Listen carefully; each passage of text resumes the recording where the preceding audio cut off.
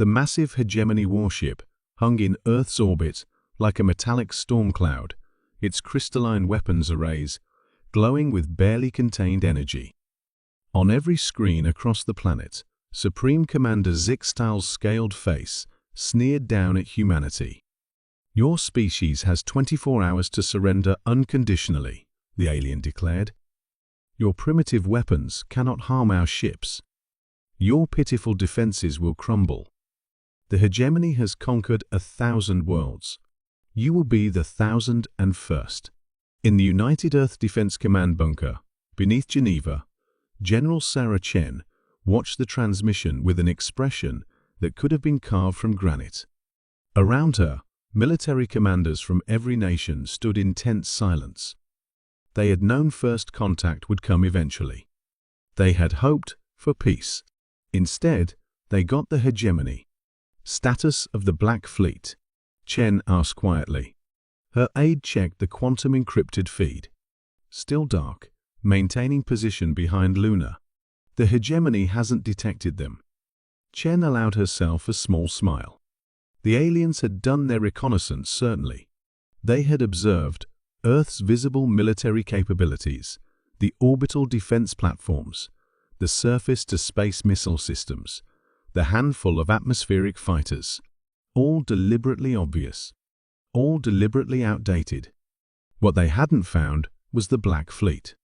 20 years of secret construction in the crater-riddled dark side of the moon. Bleeding-edge technology developed by a unified Earth, pooling resources and knowledge in preparation for this very day. Ships built with advanced gravitational cloaking, weapons that could tear holes in space itself. The Hegemony thought they were facing a pre-FTL civilization, armed with chemical rockets and nuclear warheads. They were about to learn otherwise. "Send the response," Chen ordered. On screens worldwide, the UN Secretary-General addressed the Hegemony commander. "We have received your demands," she said formally. Earth's response is as follows: no. Zixtal's laugh was like grinding metal. "Then you choose extinction. Our battle fleet will arrive within the hour to begin planetary bombardment. You have squandered your chance for mercy." Right on cue, spatial distortions began forming at the system's edge. The Hegemony fleet emerged from FTL 50 ships strong, each one larger than any human-made structure in space. Or so they thought. Chen keyed her quantum-encrypted command channel.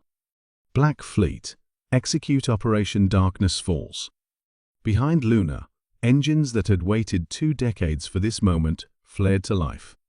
The Black Fleet rose like avenging angels, sleek ships of impossible black material that absorbed all light, all scanning attempts.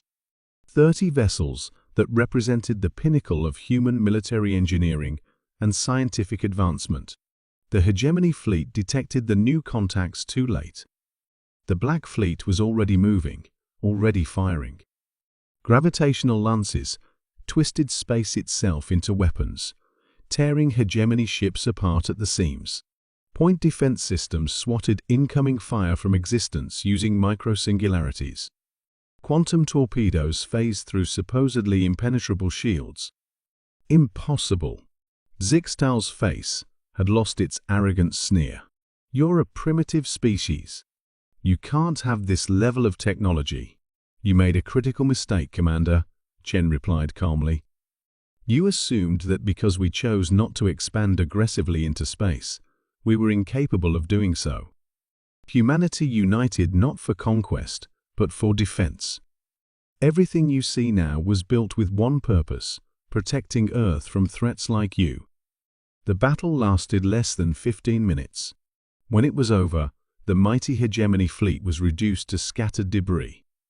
Only the command ship remained, its weapons disabled, its engines dead. "Now then," Chen said to the stunned Hegemony commander, "let's discuss the terms of your surrender. And after that, we'll talk about the liberation of those 1,000 worlds you mentioned. Humanity may not seek conquest, but we do believe in freedom." The Black Fleet took up formation around the crippled Hegemony vessel, their dark hulls reflecting nothing, revealing nothing. They were humanity's shield and sword, proof that technological advancement need not come at the cost of morality. They had built not to dominate, but to defend. In the years that followed, the galaxy would learn what the hegemony discovered that day. Humanity was not to be underestimated. They were not conquerors, but they were far from helpless. And they would always fight for what was right.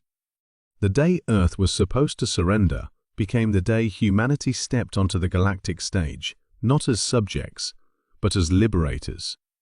The Black Fleet's victory marked the beginning of a new era, one where the light of freedom would spread to every corner of the galaxy, one liberated world at a time.